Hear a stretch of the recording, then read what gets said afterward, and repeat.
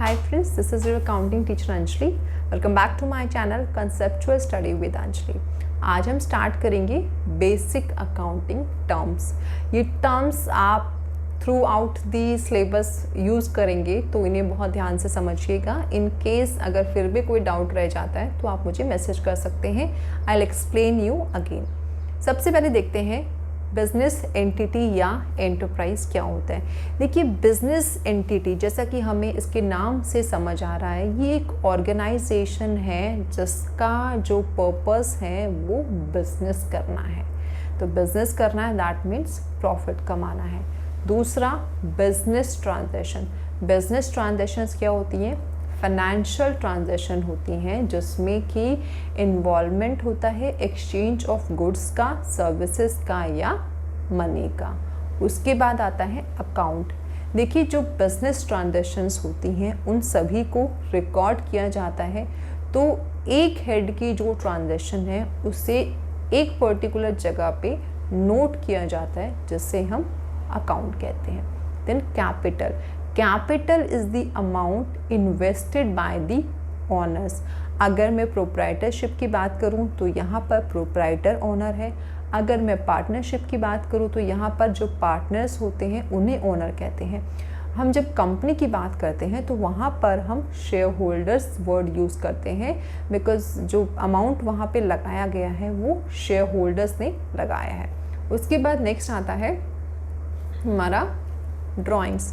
देखिए, ड्राइंग्स जो है वो अमाउंट है जो विड्रॉ किया है पर्सनल यूज़ के लिए ऑनर्स ने, दैट मीन्स कि वो प्रोप्राइटर या पार्टनर्स हैं। तो ये जो अमाउंट विड्रॉ किया है वो कैश के फॉर्म में भी हो सकता है या फिर हो सकता है कि वो कोई एसेट जो है फर्म की वो अपने पर्सनल यूज़ के लिए ले जाए। फॉर एग्ज़ाम्पल, आपके ऑफिस में लेट्स से कोई कंप्यूटर है जो कि स्पेयर है, यूज़ नहीं हो रहा है, तो वो घर ले गए हैं और उसे अपने पर्सनल यूज़ के लिए यूज़ कर रहे हैं। तो ये क्या है? ड्राइंग्स। उसके बाद आता है लायबिलिटीज़। लायबिलिटीज़ वो वाला अमाउंट है जो कि बिजनेस को पे करना है, उसे पे कर देना चाहिए था बट अभी किया नहीं, करना है। तो लायबिलिटीज़ हमारे दो तरीके से होती है। First one is internal liability and the second one is external liability. Internal liability वो वाली लायबिलिटी होती है जो कि टूवर्ड्स दी ऑनर्स होती है। इसमें कैपिटल नहीं आता है, ध्यान रखना। अगर लोन है तो वो यहाँ पर आएगा। देन एक्सटर्नल लायबिलिटी में जो लायबिलिटी बाहर वालों की तरफ है, यानी कि बाहर वालों को जो हमें पैसा पे करना है, जैसे कि क्रेडिटर्स। उसके बाद नेक्स्ट आता है नॉन करंट लायबिलिटी या करंट लायबिलिटी। ये भी हमारे लायबिलिटी के दो पार्ट हैं। नॉन करंट लायबिलिटी वो वाली लायबिलिटी होती है जो कि आपको 12 महीने के बाद पे करनी है, यानी कि वो लॉन्ग टर्म लायबिलिटी है, जैसा कि आपने बैंक से कोई लॉन्ग टर्म लोन लिया है। उसके बाद आता है करंट लायबिलिटी।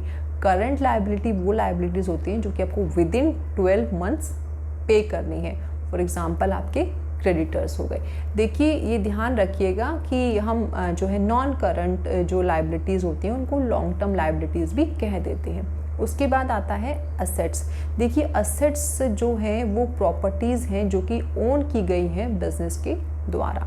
इसमें हमारी नॉन करंट एसेट्स आती हैं जो कि मेन पर्पस जिनका हम कहें वो उसको रीसेल करना नहीं है, उसको रखना है अपने पास। जो नॉन करंट एसेट्स हैं वो बिजनेस जो है वो अपने पास रखेगा, जैसे कि हम फिक्स एसेट्स भी कह देते हैं। उसका जो पर्पस है वो रीसेल करना नहीं है, वो बिज़नेस में वैसे ही कई तरीके से हेल्प कर देती है। फॉर एग्ज़ाम्पल, अगर मैं मशीनरी की बात करूँ जिससे कि प्रोडक्शन किया जाता है, तो वो मशीनरी हम सेल नहीं कर रहे हैं बट वो मशीनरी हम यूज़ कर रहे हैं प्रोडक्शन में। नॉन करंट एसेट्स में हम दो तरह की एसेट्स को देखते हैं। फर्स्ट इज टैंजिबल एसेट्स और intangible assets. Tangible assets are those assets which can be seen और टच। जैसे कि अभी मैंने मशीनरी को एग्जांपल दिया, मशीनरी को हम देख सकते हैं, हम टच कर सकते हैं। इनटैंजिबल एसेट्स वो होती हैं जिसको कि हम देख नहीं सकते, जैसे कि कंपनी की गुडविल हो गई या किसी फर्म की गुडविल हो गई, उसका अच्छा जो प्रोडक्ट्स हैं वो बहुत अच्छे हैं, उसका मार्केट में एक नाम है, तो ये क्या है? उसकी इंटेंजिबल एसेट होगी। कुछ कंपनीज का हम नाम सुनते ही उसके नए प्रोडक्ट आते हैं तो परचेज़ कर लेते हैं, दैट इज़ उस कंपनी की उतनी गुडविल बनी हुई है कि हमें उस पर एकदम ट्रस्ट है कि जो भी चीज़ आएगी वो अच्छी ही आएगी। तो ये क्या है, उसकी इंटेंजिबल एसेट।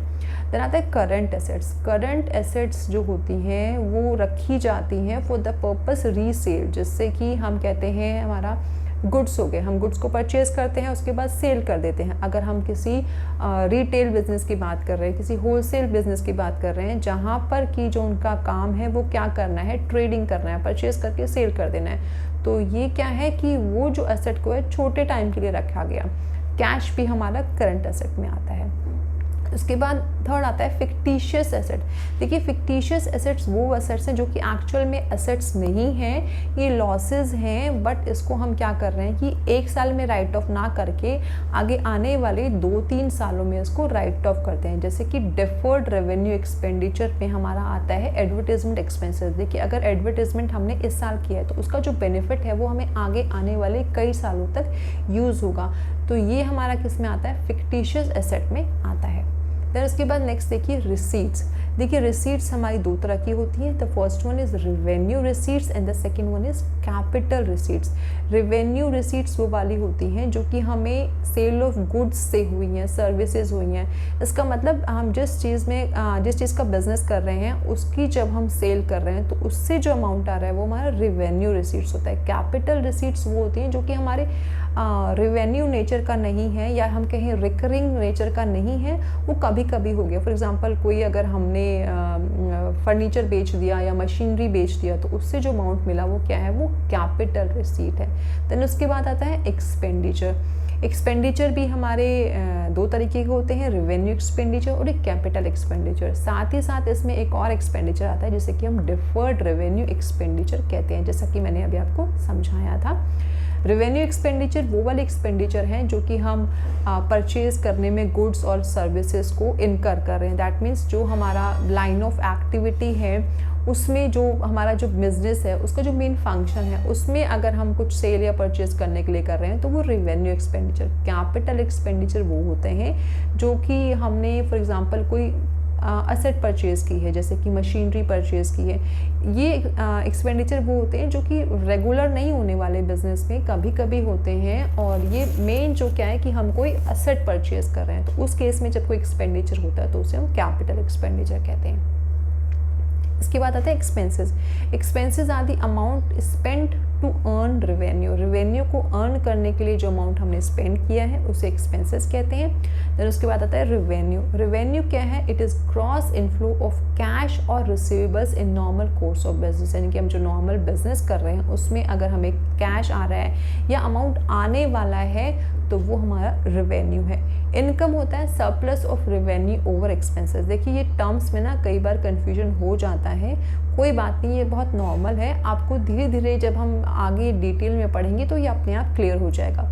इनकम क्या है, surplus of revenue over expenses, यानी कि हमारा रेवेन्यू जो है वो एक्सपेंसेस के ऊपर। दैट मीन्स हम क्या कर रहे हैं कि रेवेन्यू में से जब हम एक्सपेंसेस को माइनस कर रहे हैं तो जो अमाउंट निकल के आया वो हमारा इनकम है। उसके बाद आता है profit. Income earn by the business from its operating activities. Operating activities means core activities, जो उस बिजनेस की मेन एक्टिविटी है वहाँ से जो उसे इनकम अर्न हो रही है उसे प्रॉफिट कहते हैं। देन आता है गेन। देखिए गेन होता है जो कि नॉर्मली नहीं है, नॉर्मल प्रॉफिट नहीं है, इंसिडेंटल है। फॉर एग्जांपल आपने कोई मशीनरी बेची है, उस पर अगर आपको कुछ एक्स्ट्रा अमाउंट बच गया तो उसे हम क्या बोलेंगे, गेन। जो लॉस होता है वो होता है हमारा टोटल एक्सपेंसेस, जब हमारे टोटल रेवेन्यू या अदर इनकम से ज़्यादा है तो हमारे को लॉस हो जाता है। उसके बाद आता है परचेजेस। देखिए परचेजेस आप सभी को पता है, इसमें क्या है, रॉ मटेरियल का, गुड्स का जो परचेज किया जाता है वो परचेजेस में आता है। देन आता है परचेजेस रिटर्न, यानी कि जो अमाउंट परचेज किया था वो किसी वजह से हम वापस कर रहे हैं सेलर को। देन आता है सेल्स। सेल्स भी आपको पता है, sale of goods. Then sale return, sell किया था लेकिन सामने वाले को पसंद नहीं आया, उसने वापस कर दिया। उसके बाद आता है रेवेन्यू फ्रॉम ऑपरेशंस। देखिए यहाँ पे ऑपरेशंस वर्ड हमें ऑलरेडी लिखा हुआ है, that means it is the amount received और receivable from sales of goods और सर्विसेज। देन आता है गुड्स। गुड्स वो वाले आइटम हैं जो कि परचेज किए जा रहे हैं या तो रीसेल करने के लिए या फिर हम उनसे कुछ और मैन्युफैक्चर करने वाले हैं। उसके बाद आता है स्टॉक या फिर इन्वेंट्री। देखिए स्टॉक या वो वाला आइटम है या वो वाले गुड्स हैं जो कि हमारे अनयूज्ड हैं, हमने परचेज़ किए थे सेल करने के लिए, लेकिन ज़रूरी थोड़ी कि जितना परचेज़ किया उतना सारा का सारा हम सेल कर देंगे। कुछ अमाउंट हमारे पास बचेगा भी या कुछ आर्टिकल्स हमारे पास बचेंगे तो उसे हम क्या बोलते हैं, स्टॉक बोलते हैं। इसमें दो तरीके का आता है, एक ओपनिंग स्टॉक और एक क्लोजिंग स्टॉक। उसके बाद आते हैं डेटर। देखिए डेटर वो पर्सन है या वो एंटिटी है जिसको कि हमने गुड्स उधार पे बेच दिए है। देन आता है bill receivable. Bill receivable is a bill of exchange accepted bye a debtor, यानी कि एक डॉक्यूमेंट है जो कि डेटर ने एक्सेप्ट कर लिया है और उसमें जो अमाउंट स्पेसिफाई किया गया है वो एक फ्यूचर डेट पे हमें पे करेगा। उसके बाद आता है trade receivables. Amount receivable against sale of good and services, जो कि हमारा अमाउंट हमें मिलना है अगेंस्ट हमारी सेल्स के, उसे हम टीआर कहते हैं। और टीआर बेसिकली क्या है, डेटर्स और बीआर को जब हम क्लब कर देते हैं तो वो हमारा ट्रेड रिसीवेबल्स बनता है। उसके बाद नेक्स्ट आता है creditor. Creditor is a person और entity from whom good services are purchase on credit. यहाँ पर हमने कुछ जब क्रेडिट पे परचेज किया है तो वो क्या है, क्रेडिटर है सामने वाला, जिसको हमें पेमेंट करनी है वो क्या है, क्रेडिटर है। ये हमारी लाइबिलिटी है।